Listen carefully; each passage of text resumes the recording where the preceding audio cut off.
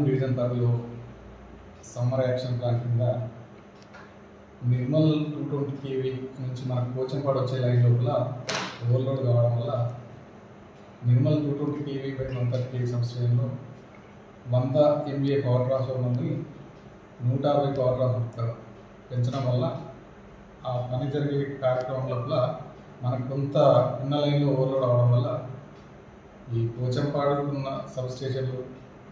తర్వాత మోత్తాడు 130 kV ఉన్న సబ్స్టేషన్లు ఏవైతే ఉన్నాయో అక్కడ ఉన్న అందరి కన్జ్యూమర్లకి విజ్ఞప్తి చేయడం ఏంటంటే ఒక వారం రోజుల పాటు రేపటి నుంచి 2వ తారీఖు వరకు పొద్దున ఒక గంట సేపు పోచంపాడు ఏరియాలో 7 గంటల నుంచి 8 గంటల వరకు, మళ్ళీ సాయంత్రం 4 గంటల నుంచి 5 గంటల వరకు,